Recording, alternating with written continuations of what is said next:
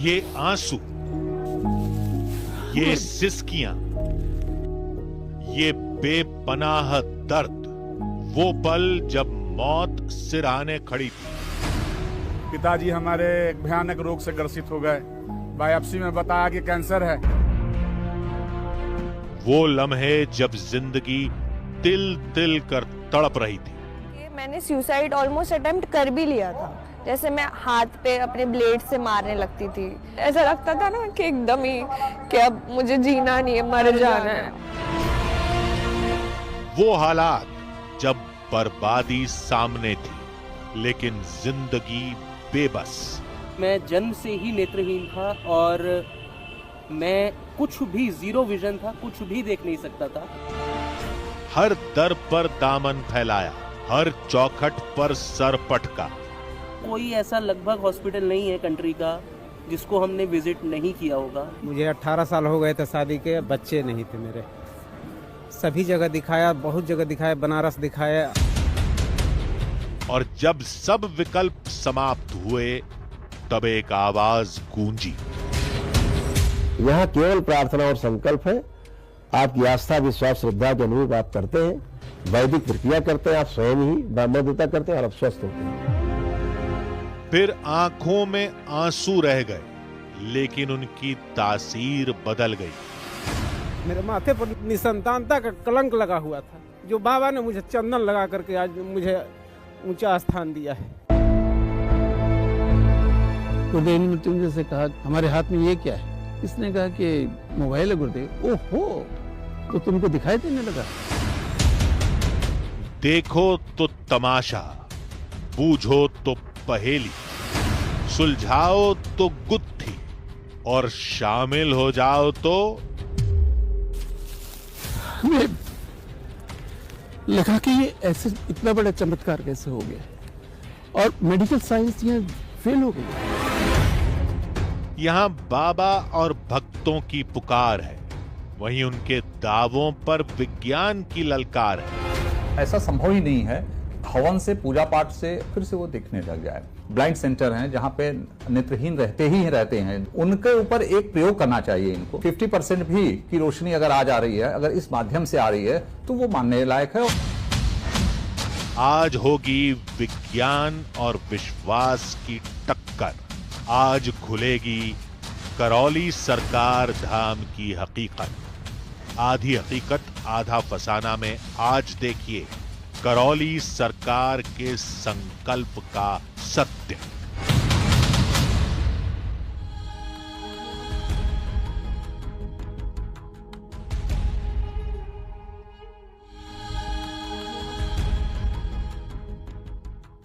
आधी हकीकत आधा फसाना। जो जान बचाए वो भगवान, जो दर्द और बीमारियों से निजात दिला दे वो देवतुल्य। इसलिए बहुत से लोग डॉक्टरों को धरती का भगवान भी कहते हैं। लेकिन आज भी मेडिकल साइंस के पास हर बीमारी का इलाज नहीं है। ऐसे में एक आदमी आता है, आश्रम खोलता है, और धीरे धीरे वो आश्रम सैकड़ों लोगों के लिए कष्टों का निवारण स्थल बन जाता है।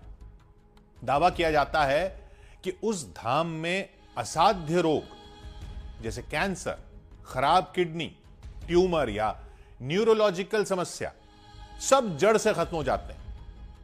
सुनने में यह असंभव लगता है।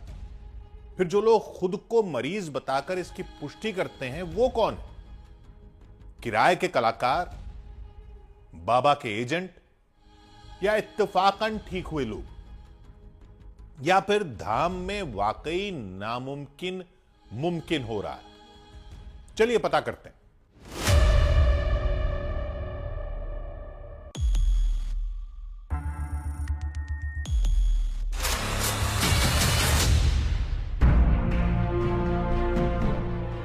हवन की अग्नि में भस्म होते दुख, संकल्प की शक्ति से खत्म होते रोग, स्मृतियों के विनाश से समाप्त होते संकट। मेडिकल साइंस को चुनौती दे रहा है करौली सरकार का स्मृति अनुसंधान, क्या ये सारे दावे सच हैं, हकीकत है या फसाना है, चमत्कार है या आडंबर है? ये सच जानने की बहुत लोगों ने कोशिश की, लेकिन सब हार गए। लेकिन आज सच आपके सामने होगा जब हम बाबा के आश्रम के अंदर जाएंगे, सबको परखेंगे, सवालों से भक्तों की जांच करेंगे, बाबा की बातों का टेस्ट करेंगे।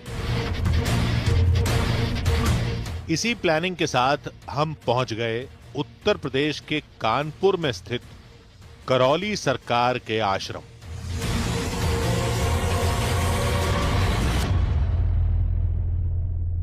क्या हवन पूजन और स्मृति के जरिए किसी की बीमारी ठीक की जा सकती है?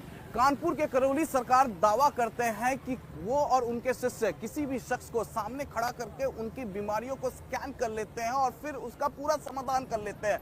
आज हम पहुंचे हैं कानपुर करौली सरकार के दरबार में। उनकी चिकित्सा पद्धति के बारे में आपको बताएंगे, उनके दरबार के बारे में आपको बताएंगे और जानेंगे क्या है सच्चाई, क्या है फसाना। नाउम्मीदी की गहराई में जब जिंदगी डूबने लगे, तब तिनके समान भरोसा भी विश्वास हासिल कर लेता है, फिर चाहे वो सच्चा हो या झूठा। आश्रम के बाहर जुटी ये भारी भीड़ इस बात का सबूत है। मस्तक पर त्रिपुंड, गले में बाबा की माला, सैकड़ों की भीड़, गाड़ियों का रेला। ऐसा लग रहा था जैसे हम किसी मेले में आ गए हों। ये तो समझ आ गया था कि बाबा पर विश्वास करने वालों की संख्या बहुत बड़ी है, लेकिन ये विश्वास सच की कसौटी पर कितना खरा उतरता है, ये थोड़ी देर में आप खुद देख लेंगे। अंदर दाखिल होते ही लंबी लाइन लगी दिखाई दी। पता चला कि आश्रम में होने वाली क्रियाओं के लिए सबसे पहले पर्ची कटवानी पड़ती है। जैसे ही करौली सरकार के जो भक्त हैं वो करौली सरकार के आश्रम में एंटर करते हैं, जो सबसे पहली चीज है आश्रम में एंटर करने से ही, यहाँ पर मैं तस्वीरों के जरिए आपको दिखाऊं तो ये काउंटर्स बने हुए हैं और यहाँ पर कई काउंटर्स हैं। इस तरीके से 1 2 3 4 5 इस तरीके से कई काउंटर्स यहाँ पर बने हुए हैं और भक्तगणों का आप लाइन यहाँ पर देख पा रहे हैं करौली सरकार का। ये भक्तगण हैं जो अर्जी लगाने के लिए, यानी करौली सरकार के दरबार में अपने कष्टों को दूर करने के लिए, कष्टों का निवारण करने के लिए यहाँ पर ये अर्जी लगाते हैं, जिसके बाद वो अर्जी लगाने के बाद वो करौली सरकार से जाकर उनके दरबार में मुलाकात कर सकते हैं। बाबा के साधकों का दावा था कि जिसकी पर्ची कट गई उसकी समस्या का निदान तय है। यहाँ पर जितने भी लोग हैं सभी लोग अपना अर्जी लगाने आए हैं और जो भी उनके कष्ट होते हैं उसके लिए वो संकल्प प्रार्थना करते हैं और अर्जी के माध्यम से उनके जो कष्ट है उसके लिए प्रार्थना करते हैं, तभी अपनी हवन प्रक्रिया अपनी पूरी कर पाते हैं। अच्छा, मतलब पहले अर्जी और उसके बाद यहाँ से हवन करने जाएंगे। अर्जी उनकी प्रार्थनाएं हैं जो उनके संकल्प बन के पूरे होते हैं और उनके कष्ट उस हिसाब से फिर दरबार देखता है। सच जानना है तो यहाँ की क्रियाओं को समझना होगा। साधक के मुताबिक भक्त अर्जी में अपने कष्ट लिखता है और अर्जी बाबा के दरबार में पहुंचते ही बीमारी खत्म होना शुरू हो जाती है। जो भी उनके कष्ट होते हैं वो उन्हें अपने अर्जी लगानी होती है। अर्जी लगाने के बाद ही दरबार उनकी पूरी की पूरी जो उनकी प्रार्थनाएं हैं वो स्वीकार करता है, इसलिए अर्जी लगाते हैं। और इसके बाद हवन, इसके बाद फिर आपकी हवन प्रक्रिया है और विभिन्न प्रक्रिया। हवन के बाद फिर दरबार में आप जाते हैं, करौली दरबार में आप जाते हैं, फिर आप गुरुदेव से मिलते हैं और फिर आप पूरा का पूरा समाधान अपना समझते हैं क्या है कैसे। हम यज्ञ स्थल की ओर चल दिए। पूरा आश्रम लोगों से पटा हुआ था। विशाल मजबूत इमारतें, दीवारों पर देवी देवताओं की तस्वीरें और जगह जगह पर शिव और शक्ति की प्रतिमा। यही बाबा के आराध्य हैं और इस आश्रम के आधार भी। करौली सरकार जो है पंच तत्व से वो अपनी चिकित्सा करने का दावा करते हैं और पंच तत्व में आकाश, धरती, वायु जिससे हम सांस लेते हैं, जल और अग्नि की सहायता से वो यहाँ पर पूरी तरीके से चिकित्सा करते हैं, यानी वो अपने मेडिकल साइंस को इसी पंच तत्व से वो चलाते हैं। करौली सरकार के लिए ये कहा जा रहा है कि वो महादेव यानी भगवान शिव शंकर और मां शक्ति के भक्त हैं और यही वजह है कि हर जगह पर आश्रम में इस तरीके से भव्य महादेव, भगवान शिव शंकर और मां शक्ति, काली मां और मां पार्वती, मां कामाख्या की बड़ी बड़ी प्रतिमाएं दिखेंगी और उनके भक्त कहते हैं कि इन्हीं का आशीर्वाद है करौली सरकार पर, जिसकी वजह से वो ठीक हो जाते हैं। कुछ इमारतों को पार करके हम वहां पहुंचे जहां हवन हो रहा था। इमारत के अंदर विशाल हवन कुंड था। पास ही पुरोहितों की टोली माइक पर मंत्रोच्चारण कर रही थी। हवन कुंड के चारों ओर खड़े लोग आहुतियां अर्पण कर रहे थे। कहते हैं यहां दी हर आहुति के साथ रोग शरीर से खत्म होता जाता है। हवन के बाद क्या करते हैं? हवन के बाद में रुद्राभिषेक के लिए जाते हैं। रुद्राभिषेक के बाद में एक रुद्राष्टाध्यायी से हवन होता है, फिर एक हवन करना पड़ता है और उसके बाद में विष्णु सहस्त्र नाम करना पड़ता है। विष्णु सहस्त्र नाम के बाद में कुछ संकल्प इत्यादि होते हैं जो दरबार के द्वारा कराए जाते हैं। उसके बाद में मां महाकाली पूजन होता है रात में श्री सूक्त से अभिषेक। दरबार में इस हवन के बाद ही जाते हैं क्या? हाँ जी जी, यहाँ हवन करने के बाद दरबार में जाते हैं जी। ये तो प्रक्रिया है, प्रक्रिया करने के बाद में गुरुजी से मिलते हैं ये लोग और वन डे में इनका जो है सारी समस्याएं समाप्त हो जाते हैं और ये स्वस्थ हो जाते हैं। बीमार लोगों या उनके परिवार वालों के अलग अलग बैच बनाए जाते हैं, फिर वो पुरोहितों के निर्देशानुसार हवन करते हैं। एक बैच के बाद दूसरा बैच हवन करता है।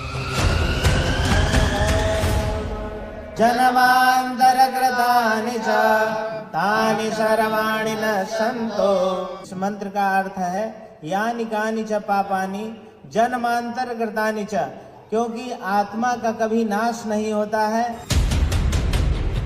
महज हवन करने से रोग नष्ट हो जाए ये मान पाना मुश्किल था। हमने सोचा चीन पद्धति होने के कारण आश्रम उसे गुप्त रखता हो। वहां हो रही हर हरकत को हम बेहद ध्यान से देखते रहे।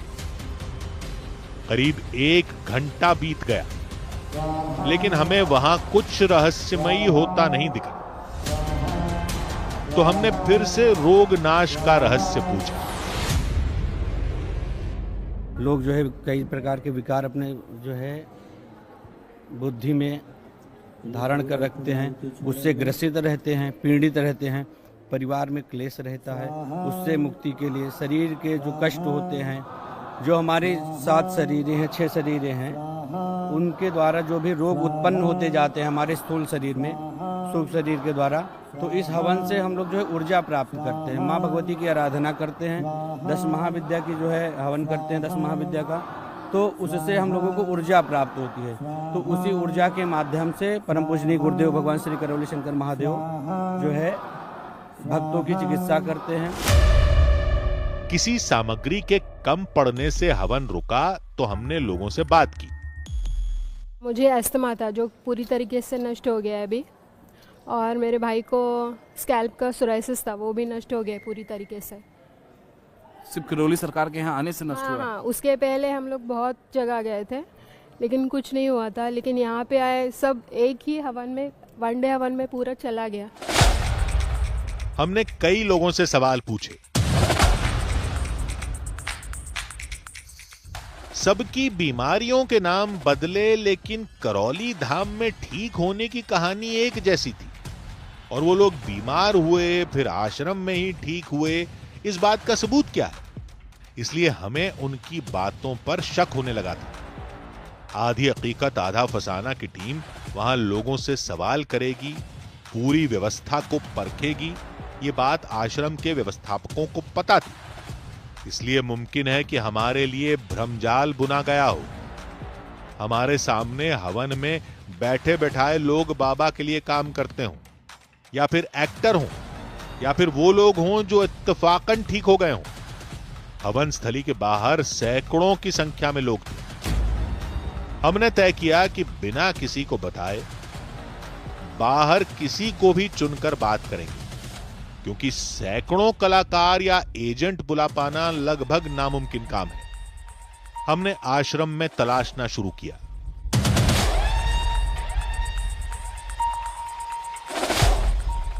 कई लोगों से बातचीत की और फिर एक ऐसा परिवार मिला जिसकी कहानी ने हमें और गहरे मझधार में ढकेल दिया। ये बिल्कुल सत्य बात है कि मैं जन्म से ही नेत्रहीन था और मैं कुछ भी जीरो विजन था, कुछ भी देख नहीं सकता था। कई हॉस्पिटल्स, कोई ऐसा लगभग हॉस्पिटल नहीं है कंट्री का जिसको हमने विजिट नहीं किया होगा। वर्ल्ड का टॉप हॉस्पिटल, आई स्पेशलिस्ट, सबको हमने दिखाया। आश्चर्य की अचरज की बात है कि ओवरऑल एशिया का नंबर 1 आई स्पेशलिस्ट मेरे लिए बॉम्बे बुलाए गए फ्रॉम यूएस, और इसमें डॉक्टर ने सीधा सीधा लिखा है कि your child mister Mrityunjay Singh Tomar is suffering from short impaired eye disease, eye damage, और sorry to say that he can not see ever. जब सारी उम्मीदों ने दम तोड़ दिया, तब प्रारब्ध ने यहां खींच लाया। हमारा भांजा है, कुवैत में जॉब करता था। उसको गूगल ने करौली सरकार के विषय में बताया, बिकॉज वो आउट ऑफ जॉब हो गया था और यंग लड़के हमेशा गूगल को बहुत कंसर्न करते हैं। तो उसने क्वेश्चन किया गूगल से कि भाई how can I come out from this current present problem. तो उसको करौली सरकार के वो खोल दिए। यहाँ से हमारे भांजे ने मुझे फ़ोन किया कि मामा जी आप जॉय को लेके यहाँ आ जाओ, इसका निक नेम जॉय है, मामा जी इसको लेके आओ, यहाँ ये ठीक हो जाएगा। मैंने कहा मेडिकल साइंस बोल रही है, बड़े बड़े डॉक्टर्स बोल रहे हैं, इवन एशिया के जो नंबर 1 बड़े रिनाउंस डॉक्टर हैं उन्होंने कह दिया है कि ये नहीं देख पाएगा, तो कैसे देख लेंगे। उसने हमें बहुत इंसिस्ट किया कि आप एक दफ़े आओ। हमें बिल्कुल भी यकीन नहीं था कि हम यहाँ आएंगे और ये ठीक हो जाएगा। लेकिन जब हम यहाँ आए, हमने इंक्वायरी की कि ये ठीक होते कैसे हैं। यहाँ पे 9 हवन करने की प्रक्रिया थी उस समय दरबार में, तो हम उससे कन्विंस्ड हुए। उनके मुताबिक हवन करते ही वो हुआ जिसने मृत्युंजय और उनके परिवार के जीवन का अंधेरा हमेशा के लिए खत्म कर दिया। कहने लगे नेत्र बंद करो और 3 दफे ओम नमः शिवाय बोलो। हमने नेत्र बंद किए और 3 बार ओम नमः शिवाय, ओम नमः शिवाय, ओम नमः शिवाय इस प्रकार से बोला। कहने लगे खोलो नेत्र। हमने खोला नेत्र। गुरुदेव ने मृत्युंजय से कहा, करीब 22-23 फीट के दूर बैठे थे गुरुदेव। गुरुदेव ने मृत्युंजय को अपना मोबाइल हाथ में लेके दिखाया और पूछा कि गुरुदेव मृत्युंजय हमारे हाथ में ये क्या है। इसने कहा कि ये तो मोबाइल है गुरुदेव। ओहो, तो तुमको दिखाई देने लगा कि हाँ दिखाई दे। तो तुमको हमारा चेहरा दिख रहा है कि दिख रहा है। अच्छा, तो अब तो तुम सब कुछ दिखने लगा कि हाँ सब कुछ, लेकिन तुम्हारे नेत्रों में आंसू क्यों। इसने कहा गुरुदेव मैंने आज तक अपने माता पिता नहीं देखे। तो वो हम क्षत्रिय कुल से हैं और बड़े कठोर हृदय के हैं। हम भी वो दृश्य देख के द्रवित हो गए, आंखों में हमारे भी आंसू आ गए। अभी भावुक हो गए होंगे, बेटा आपका 19 साल का देखने लगा। नेचुरली उस टाइम में थोड़ा सा भाव वो बहुत, मतलब उसको आप नहीं फील कर सकते। I can feel that. लगा कि ये ऐसे इतना बड़ा चमत्कार कैसे हो गया और मेडिकल साइंस ये फेल हो गई। जिन आंखों की रोशनी विख्यात डॉक्टर भी 19 साल में नहीं लौटा पाए, वो इस आश्रम में एक दिन में कैसे लौट आई। कहीं ये भी मिली भगत तो नहीं। हमें विश्वास नहीं हुआ तो उन्होंने मेडिकल रिपोर्ट दिखाई। ये वो तमाम डॉक्यूमेंट्स हैं जो ये लगातार इनका दावा है कि 2019 से पहले, ये 2016 की डॉक्यूमेंट्स हैं ये 2008 के डॉक्यूमेंट्स हैं जो डॉक्टर्स को दिखा रहे हैं। डॉक्यूमेंट्स इनके पास तमाम वो लेकर यहाँ पर पहुँचे हुए हैं, इनसे बातचीत हो रही है और इनका कहना है कि अब आपको बिल्कुल एकदम दिख रहा है।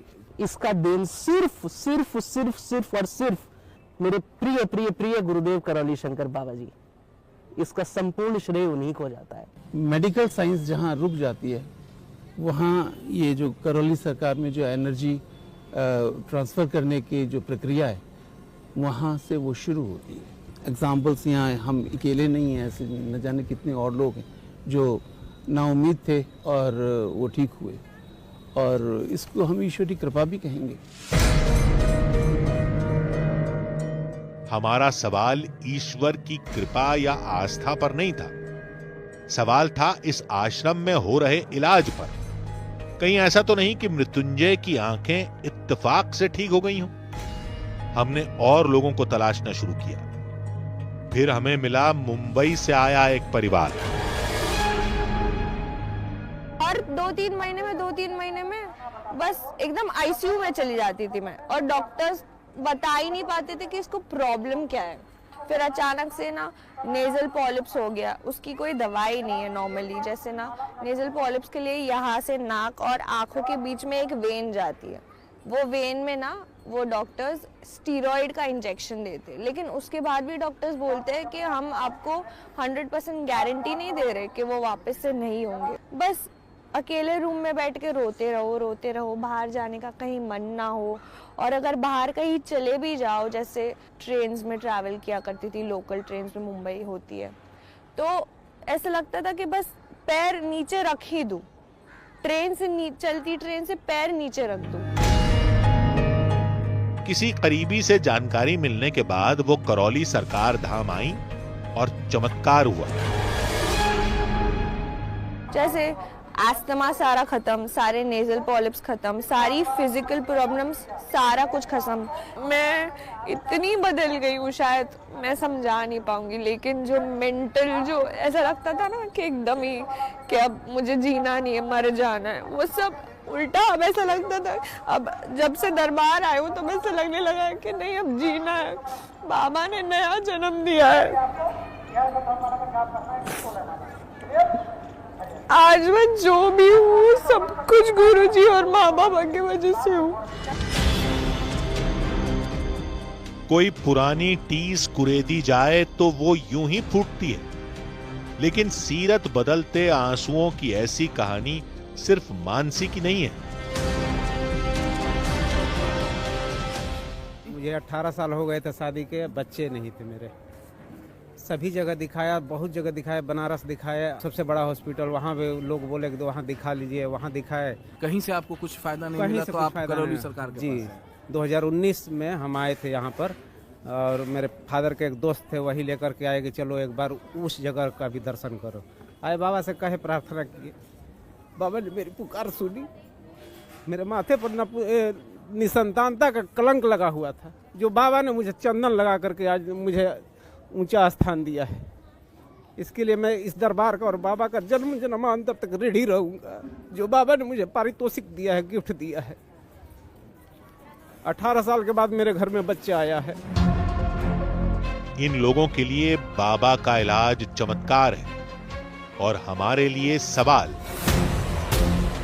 तभी हमें पता चला कि बाबा भक्तों से मिलने आने वाले हैं और ये हमारे लिए सुनहरा और आखिरी मौका था।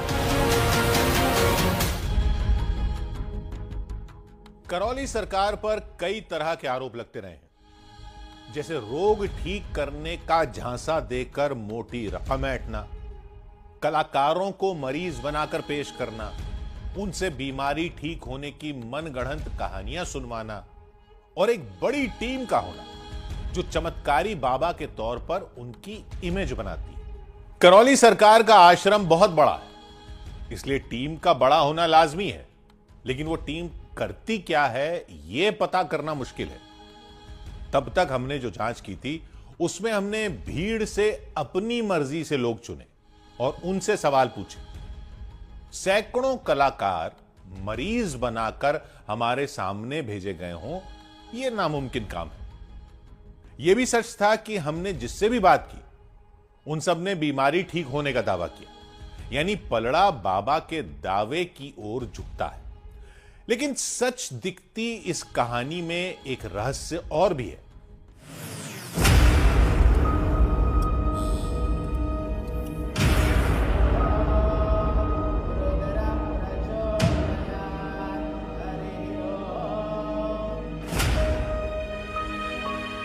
अगर आंखें मन का दर्पण है तो एक बार इनमें झांकिए।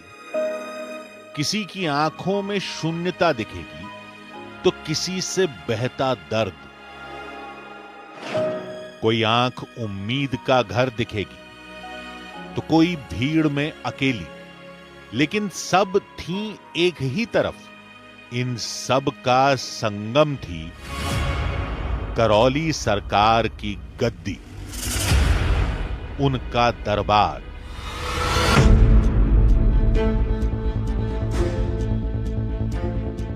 अगर यह सब भ्रमजाल था तो बहुत मजबूत और मोटा पर्दा था। वैसे अब तक जितने भी ठीक हुए मरीज हमें मिले वो सब सच्चे लग रहे थे, लेकिन एक बात हमें खटक रही थी। वो ये कि आश्रम में वही आएगा जो ठीक हुआ हो या पहली बार आया हो, यानी जिन लोगों की बीमारी ठीक नहीं हुई वो नहीं आए होंगे। मुमकिन है हमें इत्तेफाकन ठीक हुए लोग मिले, और जो लोग आश्रम में इलाज कराकर भी ठीक नहीं हुए वो नहीं मिले। इससे पहले कि हम इस सवाल का जवाब सोच पाते, करौली सरकार सामने लगी स्क्रीन पर दिखाई दिए। करौली सरकार का दरबार शुरू हो चुका है। भक्त जो हैं वो करौली सरकार से मिलने के लिए, बातचीत करने के लिए और अपने कष्टों को दूर करने के लिए वो यहाँ पर पहुँच चुके हैं। और डिजिटली करौली सरकार अपने भक्तों से बातचीत भी कर रहे हैं। डिजिटली क्यों कर रहा है वो भी हम आपको बताएंगे, लेकिन यहाँ सबसे पहले तो मैं आपको तस्वीर दिखाऊं। ये करौली सरकार के भक्त हैं जो करौली सरकार के सामने अपने कष्टों को लेकर पहुंचे हैं, और इन्हें पूरा भरोसा है कि इनके कष्ट जो है करौली सरकार दूर कर देंगे। करौली सरकार ऊपरी मंजिल पर बैठे थे और वहीं से लोगों का कष्ट दूर किया जा रहा था। डिजिटली इन्हें क्या क्या बीमारी है उन बीमारियों को यहाँ पर लिखकर बताया जा रहा है। करौली सरकार ठीक इसके ऊपर जो फ्लोर है वहाँ पर बैठे हुए हैं, और जो ये घर से भगा देने की स्मृति, अंधा आधा अंग कमजोर हो रहा था, ये तमाम जो इनकी बीमारियां थी वो बताया है उनके शिष्यों के द्वारा। डिजिटली अवेलेबल है यहाँ पर। और यहाँ पर देखिए ये जो पूरा फैमिली है ये नेपाल से यहाँ पर पहुंचा हुआ है। एक के बाद एक लोग आते गए और बाबा सबकी समस्याओं को खत्म करते गए।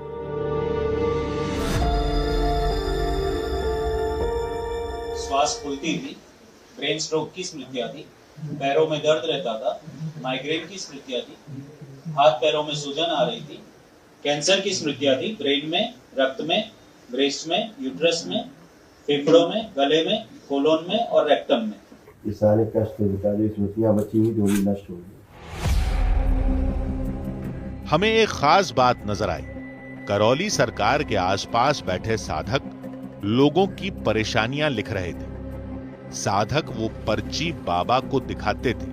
उसके बाद बाबा लोगों को उनके कष्ट निवारण की जानकारी देते थे।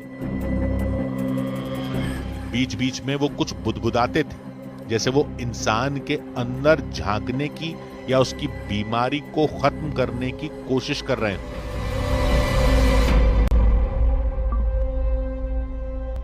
नेत्र बंद करिए, अपने विवाह का समय ध्यान कीजिए। जब आप मंडप के नीचे फेरिए, प्रहार, पुनः प्रवेश, एक दूसरे के प्रति अटूट रहे और अटूट विश्वास।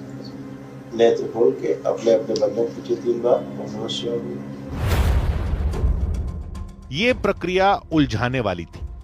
अब सवाल यह था कि रोग को नष्ट करने वाली शक्ति किस में है? बाबा के साधकों में, करौली सरकार में, या फिर यहां होने वाले हवन और मंत्रों में? बच्चों की तरह, घुटना, कमर, कूल्हा, स्पाइन सब एकदम नई, एकदम फ्रेश। हाँ, आप कोई चिड़ तो नहीं हो रही इनसे? नहीं, कोई चिड़। बढ़िया, उठ बैठ के चेक कर लीजिए, एकदम बच्चों की तरह हो चुके हैं। जैसे बच्चे होते 4-5 साल के, ऐसे दोनों लोग हो चुके हैं। हमें पता चला कि थोड़ी देर में बाबा खुद यहां पर आएंगे, हवन करेंगे और जिनकी परेशानियां छुपी रह गई हैं वो पहले उभरेंगी और फिर खत्म हो जाएंगी। करौली सरकार के दरबार में इस वक्त आरती हो रही है और ये आरती तकरीबन 7 मिनट तक यहाँ पर होती है और जैसे ही ये आरती खत्म होगी उसके बाद करौली सरकार की एंट्री होगी इस दरबार में। और बताया ये जा रहा है कि करौली सरकार की जैसे ही एंट्री होगी इस दरबार में यहाँ पर फिलहाल आरती हो रही है और आरती के बाद जैसे ही करौली सरकार आएंगे यहाँ पर हवन शुरू हो जाएगा।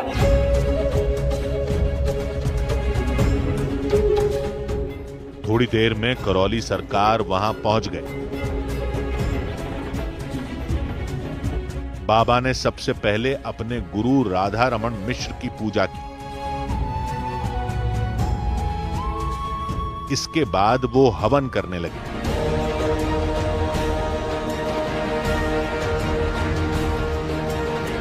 हवन की अग्नि जैसे जैसे तेज होती गई, उसके साथ ही कुछ लोगों के तेवर उग्र होते गए।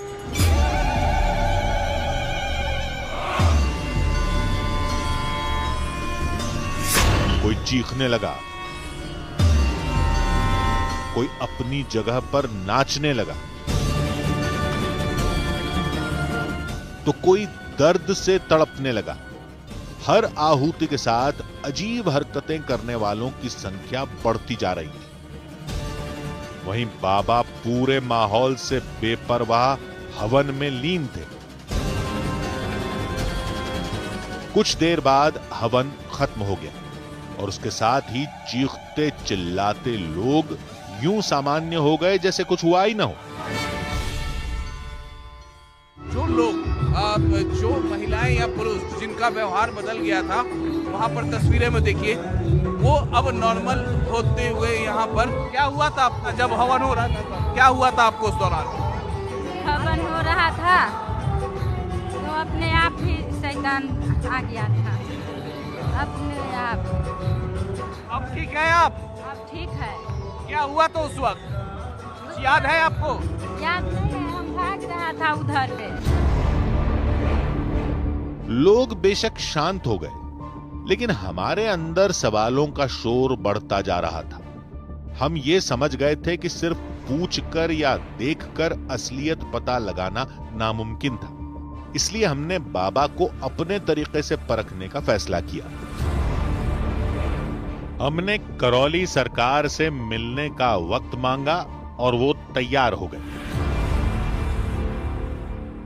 ये करौली शंकर महादेव धाम है और पूर्वजों की मुक्ति यहाँ पे विशेष रूप से वही कार्यक्रम है, क्योंकि बिना पूर्वजों की मुक्ति हुए कोई समस्या से शारीरिक हो चाहे मानसिक हो चाहे आध्यात्मिक हो, उससे छुटकारा नहीं पाया जा सकता। ऐसा दरबार का अनुसंधान है। बाबा का कहना था कि रोग अंदर बैठी स्मृतियों से पैदा होते हैं, लेकिन ये स्मृतियां क्या होती हैं? लोग आते हैं अपनी श्रद्धा से, आस्था से, विश्वास से दरबार में पितृमुक्ति कराते हैं और स्वयं प्रार्थना संकल्प अपने लिए करते हैं, स्वस्थ होते हैं। क्योंकि दरबार का ऐसा मानना है कि 90% जो बीमारियां हैं नकली है, एकदम नकली है, उनका कोई अस्तित्व नहीं है, लेकिन व्यक्ति फिर भी पीड़ित है।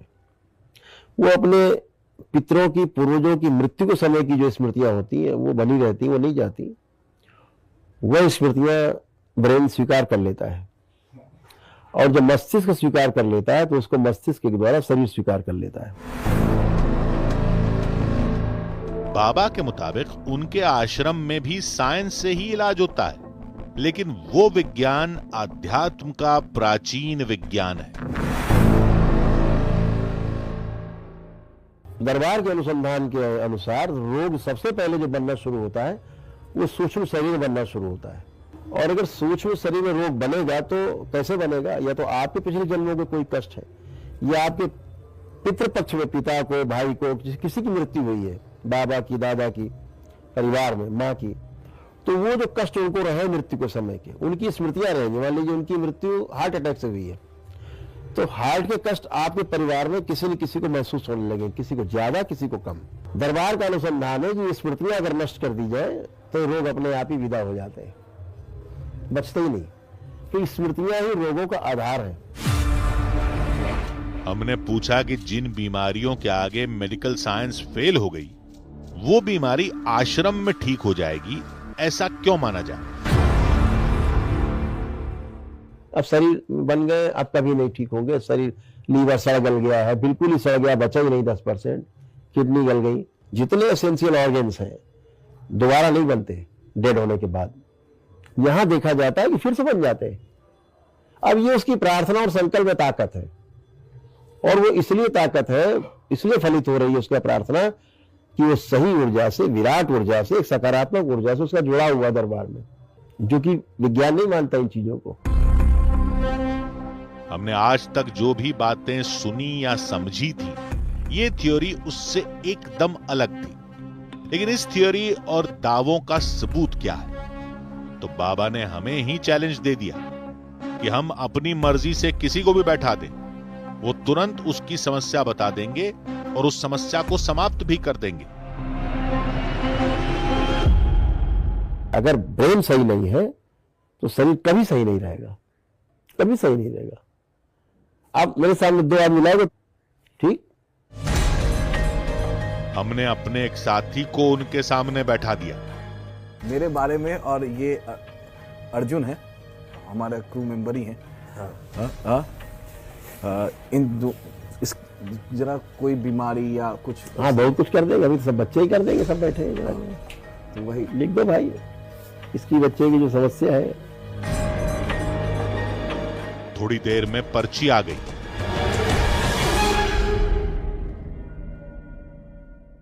इसको माइग्रेन की स्मृतियां हैं, सिर में दर्द की। अब थोड़ा सा बताते हैं, जैसे इसकी एक आंख की तरफ, आधी तरफ जिधर दर्द आता है, एक आंख में इसको कष्ट आता है। हाँ, आंसू निकलते है ना? जोर से बोलो, जोर से बोलो। आंसू निकलते एक आंख से।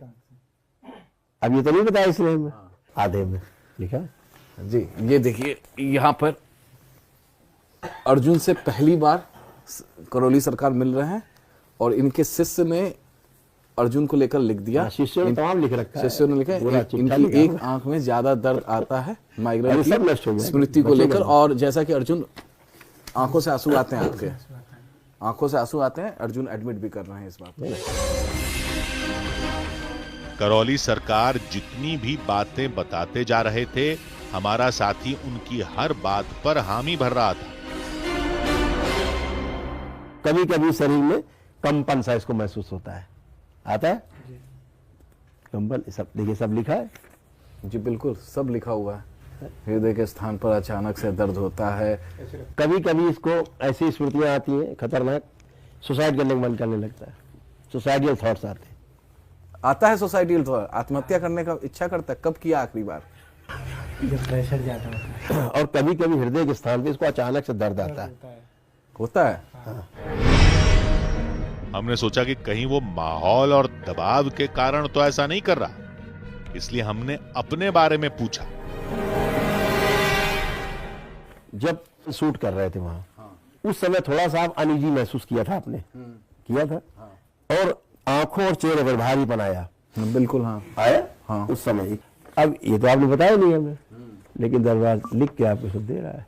आपको एमएनडी सक्रिय हो रहा था, मोटर नर्व आपकी डैमेज हो रही थी, ये बैठ गए तो उठने में ताकत लगाते थे, तो ये प्रमाण था कि मोटर नर्व डैमेज हो रही थी। और अंदर यूरिन इन्फेक्शन आ रहे थे, किडनी जो है का यूरेटर आपका धीरे धीरे जाम होने की पोजीशन में पहुंच रहा था, धीरे धीरे जाम हो जाता। करौली सरकार ने कहा कि वो सारी बीमारियों को चंद पलों में ही समाप्त कर देंगे, और फिर कुछ पढ़ना शुरू किया। ओम विस्मरण, कालखंड काट दिया जाए, स्वाद नष्ट कर, आस्वादन नष्ट कर, बैलेंस, और 4 टन सदा की लकड़ी। 3 बार बोली ओम नमः शिवाय, ओम नमः शिवाय, ओम नमः शिवाय, ओम नमः शिवाय। हम काफी देर तक करौली सरकार से बातचीत करते रहे। उन्होंने हमें अपने यहां ठीक होने वाले कई मरीजों के किस्से सुनाए और अपने ऊपर लगे आरोपों पर भी बात की।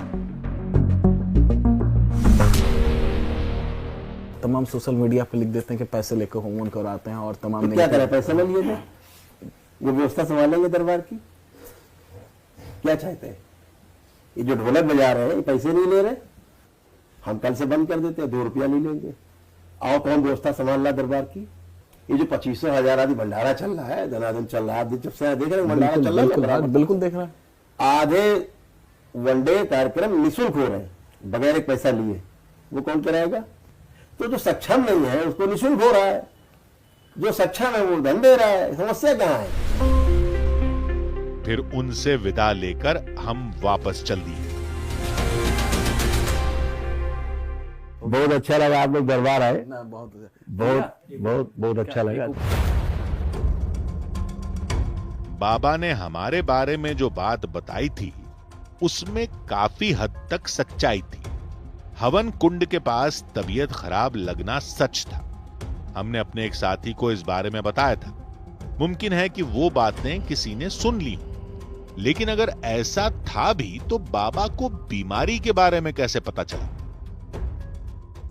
अर्जुन, तुमको लेकर करौली सरकार ने बहुत कुछ कहा, जिस तरीके से कि एक आंख से पानी निकलता है, पेट में थोड़ी सी गैस बनती है और कुछ मानसिक चीजें भी कही थी कि सुसाइड करने का ऐसा बोला था उन्होंने। तो उसमें से क्या फैक्ट क्या है? इसमें से रियलिटी है, ये ऐसा होता है कभी कभी जब प्रेशर ज्यादा हो जाता है माइंड पे, तो ऐसा मन करता है कि सुसाइड कर ले, सब ठीक हो जाएगा, ऐसा उन्होंने बताया था कल, और ये फैक्ट है। आंखों से आंसू निकलने वाली, आंख से आंसू आता है, राइट वाली आंख से आंसू आने लगता है कभी कभी ऑटोमेटिक। डॉक्टर को दिखाया था इसको लेकर कभी? नहीं, डॉक्टर को तो नहीं दिखाया अभी तक। उसके बाद क्या कहा कि अब ठीक हो जाएगा? हाँ, उन्होंने बोला अब ठीक हो जाएगा। यकीन नहीं हो रहा था। किसी का चेहरा पढ़कर कोई अंदर का दर्द नहीं जान सकता, फिर करौली सरकार को कैसे पता? ये सब माइंड रीडिंग आर्ट या फिर तुक्के से भी हो सकता था, लेकिन आश्रम में बीमारी ठीक होने का सच क्या है, ये जानने के लिए हम एक डॉक्टर के पास पहुंचे।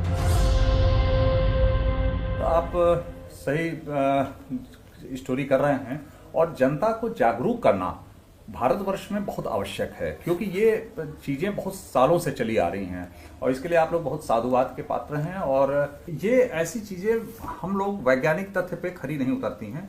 जो आप जैसा बता रहे हैं कि 16 साल से वो अंधा था, या निश्चित रूप से उसको कोई दिक्कत ऐसी रही होगी 19 साल से, तो ऐसा संभव ही नहीं है कि हवन से, पूजा पाठ से इस तरीके से चीजें फिर से वो दिखने लग जाए। इसमें कहीं कोई झोल होगा निश्चित रूप से, जो सामने नहीं आ रहा है। अगर ऐसी स्थिति है तो हमारे जो ब्लाइंड सेंटर हैं उनके ऊपर एक प्रयोग करना चाहिए इनको। 50% भी की रोशनी अगर आ जा रही है, अगर इस माध्यम से आ रही है, तो वो मानने लायक है और उसको फिर डॉक्यूमेंट किया जा सकता है। बात तो ठीक थी, लेकिन जिन लोगों का दिमागी इलाज हमने अपनी आंखों से देखा, वो कैसे मुमकिन हुआ? ऐसा कोई साइंटिफिक बेस नहीं है जिसके प्रति वो उस हवन से वो झूमने लग जाएं। ऐसा कोई नहीं होगा। वो उनके लोग होते होंगे जो इस तरीके का क्रियान्वयन करते हैं। पूजा पाठ करना, हवन करना, ये एक अलग विषय है। ये बिल्कुल आस्था का विषय है और इससे लोगों को बहुत ही आराम मिलता है चीज़ों को करने में, तो इसमें कहीं कोई दो राय नहीं है। लेकिन जो झूमना है और इसको प्रोपेगेंडा करना, ये बहुत गलत बात है। हमने पूछा कि बहुत सारे लोग ठीक न हो पाने की वजह से वहां जाते हैं और उसमें गलत क्या है। हम एक व्यक्ति को लेकर कहें कि इसको हो गया, ऐसा नहीं संभव है, या एक व्यक्ति कैंसर का ठीक हो गया, ऐसा नहीं संभव है। कैंसर के जैसे मरीज हैं, निश्चित रूप से भारत में बहुत सारी अफवाहें फैल रही हैं आजकल यूट्यूब पे, और इसकी बाढ़ आ चुकी है कि ये खाओ, ये पियो तो कैंसर नहीं होगा, ये करो तो कैंसर नहीं होगा। इससे होता क्या है कि जो लोग पढ़े लिखे हैं, जो बड़े अस्पतालों में या कहीं पे भी अपना इलाज करा सकते हैं, वो तो करा लेते हैं। लेकिन इसमें जनता, जो गरीब जनता है, जिसके पास पैसे की भी कमी है, तो एक बहाना ढूंढती है वो कि पैसा भी नहीं है तो चलो ये भी एक अपना लिया जाए। जो हम उसको जब जैसे कैंसर का मरीज है इन सब चीजों चक्रों में पड़ा और 2-4-6 महीने और अगर निकल गया उसका, तो निश्चित रूप से कैंसर बहुत विभत्स रूप हो जाता है, फिर उसको बचाना बहुत मुश्किल हो जाता है। फिर डॉक्टर ने लोगों के लिए अनमोल संदेश दिया जिसे आप सबको जरूर सुनना चाहिए। तो आपके माध्यम से निश्चित रूप से करेंगे कि इन सब चीजों में आपका आस्था है, आप बिल्कुल इसको इन्वॉल्व होइए, सब कुछ ठीक है, लेकिन मॉडर्न साइंस जो डॉक्टर कह रहा है उसको फॉलो करिए और उसके साथ साथ इसको करिए। हाँ, हवन, पूजा पाठ ये आत्मविश्वास को बढ़ाने का कारण है। आत्मविश्वास आपका बढ़ जाता है, बीमारी से आपको लड़ने की शक्ति बढ़ जाती है, लेकिन आपको इलाज तो मॉडर्न साइंस का ही करना है। अब आप पूछेंगे कि कहानी का अंत कैसे हुआ। करौली सरकार आश्रम में इलाज होता है या नहीं होता? होता है तो डॉक्टर के पास क्यों जाएं? नहीं होता तो सैकड़ों लोग वहां क्यों जाते हैं? क्यों ठीक होने का दावा करते हैं? सच कहें तो करौली सरकार आश्रम की गुत्थी अपनी जगह आज भी बनी है। एक दावा ठीक होने वालों का है तो दूसरा दावा सवाल उठाने वालों का भी है। करौली सरकार की अपनी थ्योरी है तो डॉक्टर का कहना भी 100% सही लगता है। हम तो सिर्फ यही मनाएंगे कि किसी पर भी किसी कष्ट या रोग का साया न पड़े, और अगर पड़े तो उसका परिवार, उसके दोस्त और ये समाज उसका सहारा बने। चिकित्सकों के जरिए वो अपना पूरा इलाज करवाए, और इसके साथ ही वो बेशक किसी भी धर्म का हो, किसी भी रूहानी या आध्यात्मिक शक्ति से मदद मांगे, लेकिन मेडिकल साइंस का हाथ कभी न छोड़े, क्योंकि जीत विश्वास में है। विश्वास जितना दुआ में उतना ही दवा में।